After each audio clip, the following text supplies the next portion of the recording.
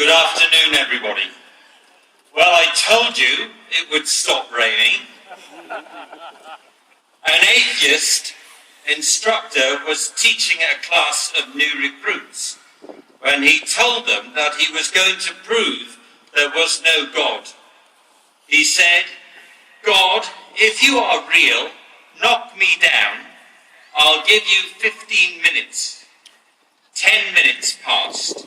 He kept taunting God, saying, "Here I am, God. I'm still waiting." 13 minutes passed when suddenly a former Royal Marine hit the instructor and sent him flying. The instructor got up and yelled, "Why did you do that?" The Marine replied, "God was busy. He sent me."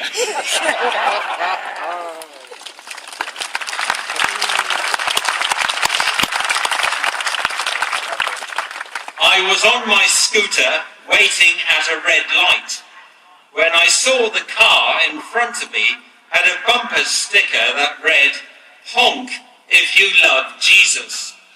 So I honked. The driver leant out of his window, gave me a very rude gesture and yelled, "Can't you see the light is still red? You stupid mod," or words to that effect. I simply replied, "God bless you," and the light turned green. Welcome to Arboretum.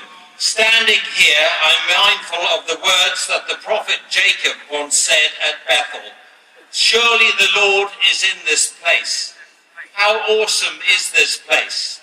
This is none other than the house of God. This is the gate of heaven." It is good to be here today to remember all those who have made the supreme sacrifice for our peace and freedom.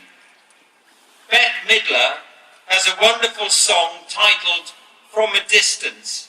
The song reminds us that God is watching us. God is here with us today. 100 years ago, darkness fell across Britain, the Empire, the Commonwealth, and Europe. As the lamps went out over Europe, brave men volunteered for war. The numbers were vast.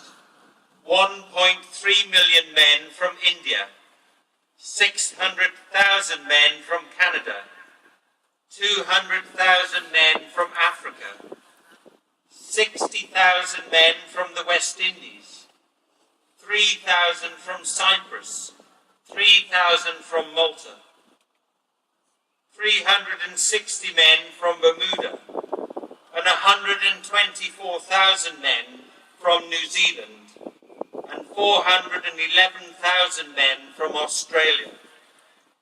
They went off to war, and many never returned home. Hearts and minds were broken, tears were shed, and dreams shattered. Darkness was indeed dark. The First World War continues to astonish and appall us.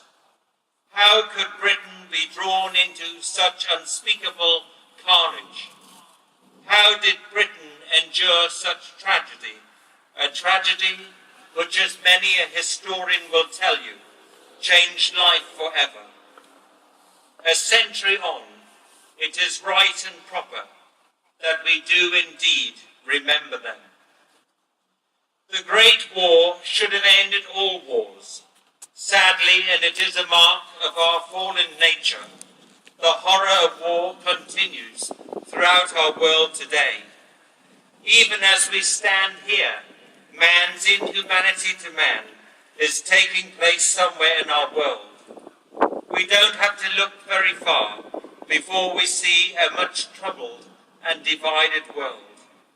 We live in very dangerous times. Will we ever learn to live as Christ taught us to live, in love, peace, and freedom? Today in 2014, we meet and remember with honor and heads held high all those who went out to fight for peace and freedom in Afghanistan. Our brave men and women, who like those of the First World War, gave so much for peace. 453 service personnel have died. Like me, you may have known some of them, and their names will live on forever. Their beloved names are written on these very walls, and they are inscribed in our hearts and minds. Hence we come before God to remember them. And be reassured, God is watching us from a distance. The day the dog tags are put on, our brave men and women in the armed forces are prepared for the unexpected, and this includes death. The bravery of our men on the battlefield in Afghanistan has been second to none. Sadly, I cannot mention every person here today, but I do want to draw your attention to a few. They regard the highest respect from us all. Corporal Mark Wright of 3 Para was awarded the George Cross for an act of the greatest gallantry and complete disregard for his own safety in striving to save others. In July 2006, the Fire Support Group of the 3rd Battalion, the Parachute Regiment, held a high ridge in the northern centre of the Helmand province near the Kaaki Dam. On the 6th of September, the leader of a sniper patrol, tasked with engaging a group of Taliban fighters operating on the principal highway, was heading down a steep slope when he triggered off a mine and sustained severe injuries. Seeing the mine from the top of the ridge, Corporal Mark Wright gathered a number of men and rushed down the slope to assist. Realizing that the casualty was likely to die before a full mine clearance could be made, exercising effective and decisive command, he directed the medical orderlies to the injured soldier, ordered all unnecessary personnel to safety, and then began organizing the casualty evacuation. He called for a helicopter and ordered the route to be cleared through the minefield to the landing site.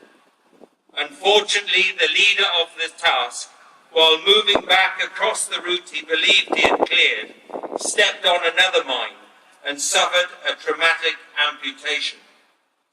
Corporal Wright, again at enormous personal risk, immediately moved the new casualty and began life-saving assistance until one of the medical orderlies could take over. Calmly, Corporal Wright ordered all non-essential personnel to stay out of the minefield and continue to move around and control the incident. He sent accurate situation reports to his headquarters and ensured that additional medical items were obtained. Shortly afterwards, a helicopter landed nearby, but as Corporal Wright stood up, he triggered off a third mine, which seriously injured him and one of the orderlies. The remaining medical orderly began treating Corporal Wright, but was himself wounded by yet another mine blast, which caused further injury to both Corporal Wright and others. There were now 7 casualties still in the minefield, 3 of whom had lost their limbs. Despite this horrific situation and the serious injuries he himself sustained, Corporal Wright continued to command and control the incident.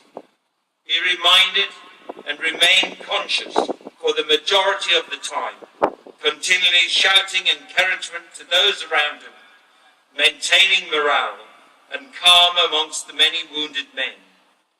Sadly, Corporal Wright died of his wounds on the rescue helicopter.